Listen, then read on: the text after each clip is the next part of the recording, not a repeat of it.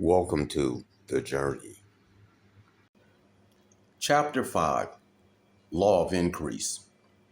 Most people have heard or read the story of Aladdin and the magic lamp. When Aladdin rubbed the magic lamp, a little man popped out of the lamp and asked to fulfill his wishes. Many of us dream of beautiful things in life that we want, but most of us just dream because we don't know how to turn our dreams into reality. We don't have to believe in fairy tales, but there is a principle equivalent to the magic lamp. This equivalent is not material that we can carry it around and rub it at will for a genie to appear to do our bidding, but it is an understanding which enables us to use the law more clearly. Using the law effectively stimulates our good and brings about much of our pleasure and happiness that seems like magic or a miracle. This understanding is the act of praising God, the law, for which we desire and for the fulfillment of that desire. Praise has been the method used to get the attention, favor, and blessings of God. In early history, the people would bring their sacrifices and place them on the altar to gain favor from God. Following this act, they would render their praise in song and ceremony, believing that by doing so they would be favored and their prayers would be granted. Praise does not influence God, but it does influence you. It enables you to be lifted up to touch the law and gain its blessing. If one has the faith as the grain of a mustard seed, he can move mountains.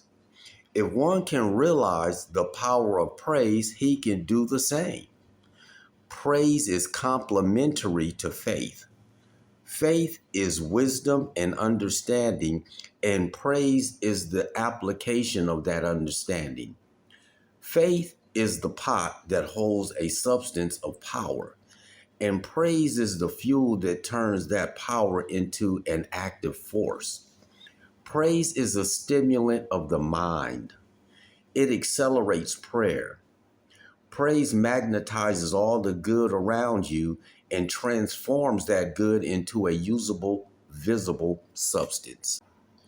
Have you ever had someone to condemn or criticize your efforts when you were trying to please them? Perhaps you felt like quitting the job and letting someone else worry about it. Least of all, such an experience suppresses your interest and enthusiasm. That is how a person reacts when the law is used improperly. Whereas when someone praises you for your efforts, you feel like doing more, doing better, trying harder to be more perfect. Your interest becomes greater because of the pleasure and your happiness. You bring more happiness into your work and all around you. It is a documented fact that even a plant is responsive when it is praised. There is an invisible ether upon which all thoughts act. The law of spirit is reflected in the law of physics. Though we may not sense it or fully understand it, our thoughts are moving continually in this invisible ether, and they are either increasing or diminishing in power and intelligence. When we praise the riches and wealth of the law, our thoughts are greatly increased in the mental atmosphere. This increase affects our being in that we reflect in everything our mind and hands may touch. We contract our thoughts through fear, criticism, and complaints, and our desires are delayed or diminished. Praise changes our observation and outlook on life. In the past, we were in the habit of seeing our weaknesses and failings, as well as the shortcomings of others. But now we see differently. We look for the accomplishments, the good, and the beauty that is worthy of our praise. This, in turn, has a dual effect. It enriches our human self, and we can radiate praise, courage, and happiness to all who are affected by our influence.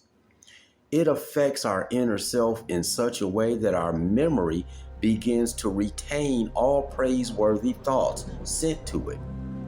This sets up a new system of things, and gradually the old thoughts that were destroying become absorbed in the new thoughts.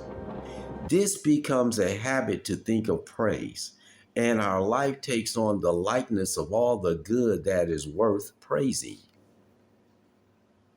Many of us have gotten into a rut. We want to be paid in advance. We offer praise after our storehouse has been filled. If all is going well, we are willing to give thanks for our good fortune. Anyone can be grateful after they have been blessed. If conditions are bad, our harvest lean, or troubles beset us, we are apt to forget to praise, and we become irritated at our failures, and we often blame God for his neglect. When we can sing praises in the face of adversity, the adversity will soon disappear. That is not a promise. That is the law. Learn to give praise and to be thankful for the good and the bad, and you will have found the magic lamp of the Spirit.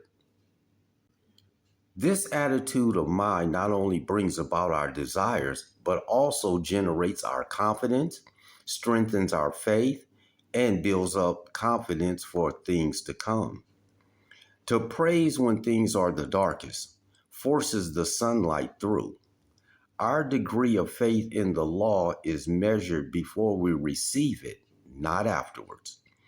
It is that degree of faith that determines what we will be capable of receiving. Many people fail to repeat their demonstrations because they take too much for granted, or they become careless with the law after they have enjoyed some blessings. Be ever grateful for the very least of things, and the very most will come to you. We must keep our thoughts uplifted always, and praise is the means that will do this. As we attune our thoughts to the law of God, that law serves us in proportion. This concludes chapter 5.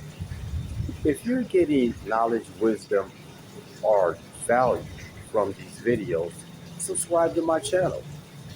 In the meantime, have a good day, unless you're making plans to have a bad day.